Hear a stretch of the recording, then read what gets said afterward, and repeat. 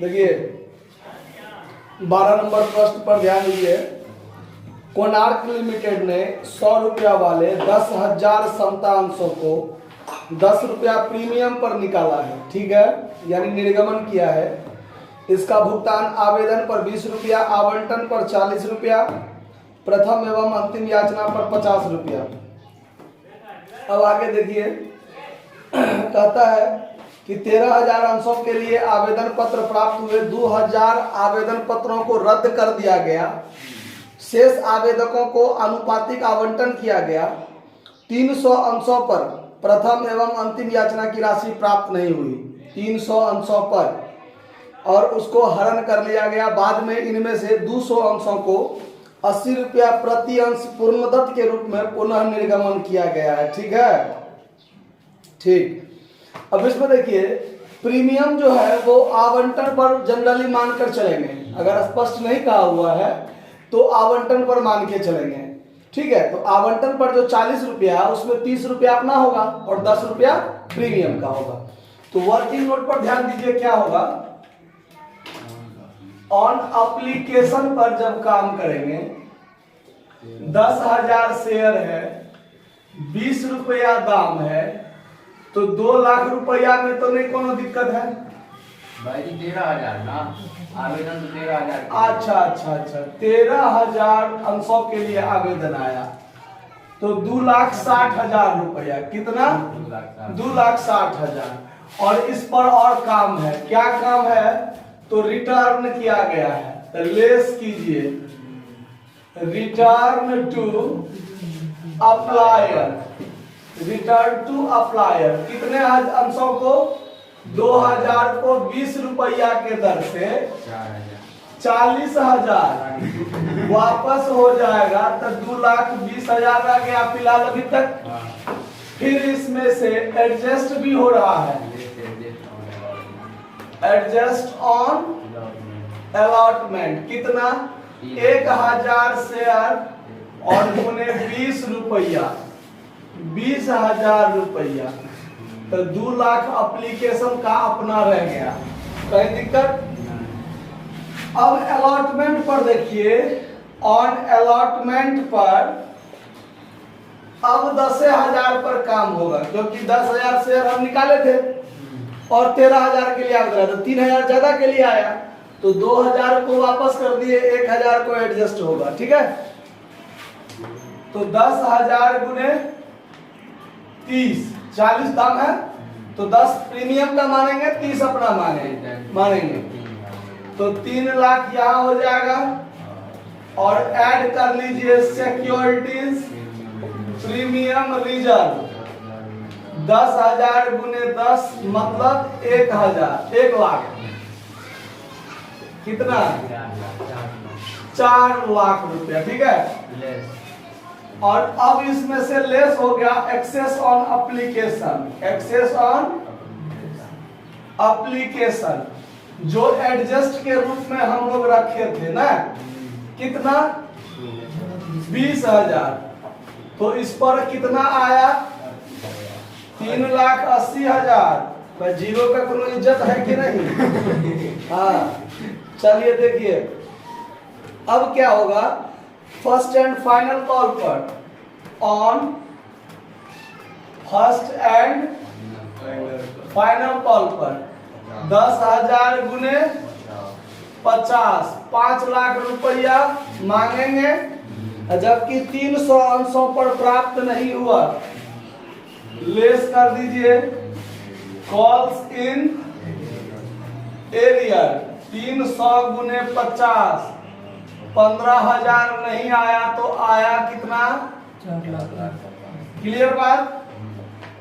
अब journal entry in the books of Konark limited है, Konark limited, ठीक है।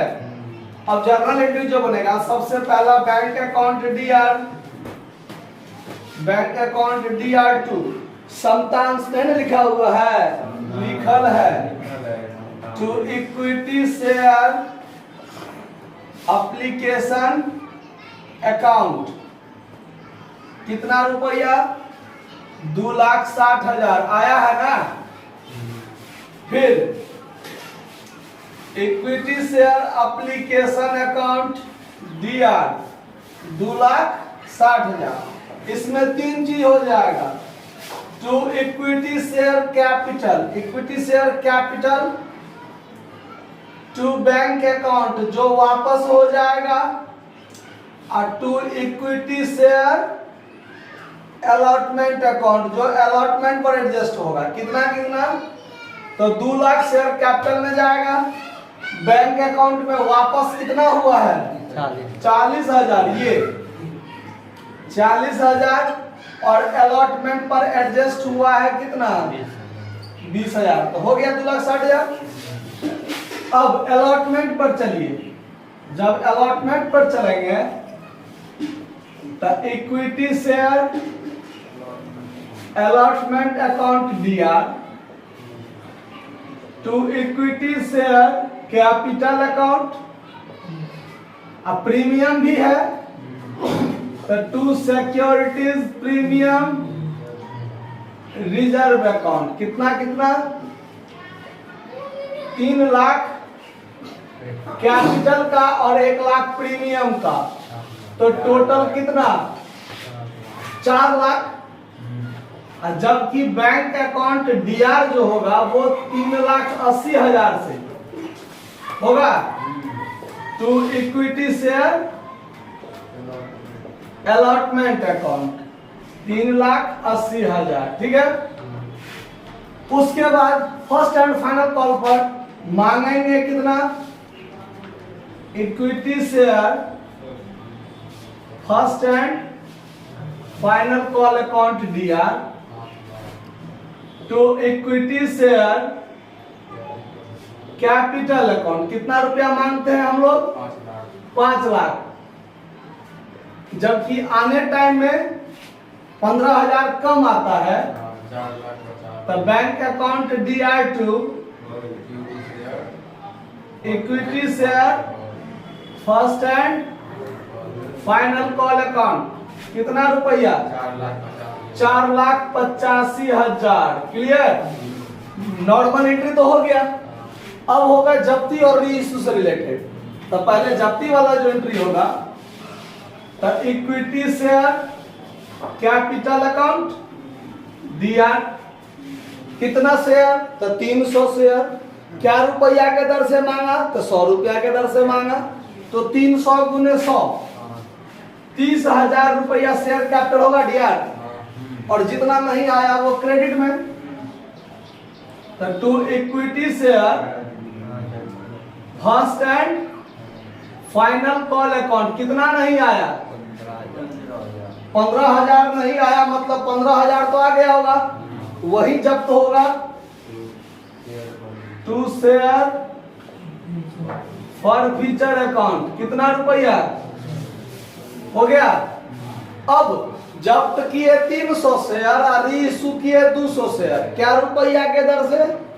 80 रुपया के दर से। तो अब देखिए बैंक अकाउंट DR 200 शेयर गुने 80 16,000 तो आएगा ना? 16,000 आ गया। फिर होगा share forfeiture account DR घाटा एडजस्ट होगा, और to equity share capital account. अब यहाँ क्या होगा? तो 200 शेयर गुने 100 रुपया, 100 रुपया वाला शेयर है ना, तो 200 गुने 200 नहीं 200 गुने 100 20,000 रुपया तो होगा टू इक्विटी शेयर कैपिटल, और 16,000 रुपया आया, तो पर शेयर 20 रुपया जो घाटा लगा, तो वही ना 4,000 यहाँ एडजस्ट होगा। अब बाकी जो बचेगा वो कहाँ जाएगा? कैपिटल रिजर्व में। कौन सा शेयर पर का? 200 शेयर पर जो जब्त करने में फायदा होगा, क्योंकि यहाँ आंशिक पार्सली इशू है ना, पूरा इशू तो नहीं हुआ है, तो वर्किंग नोट भी करना पड़ेगा। तो एंट्री पहले कर लीजिए, share forfeiture account DR to capital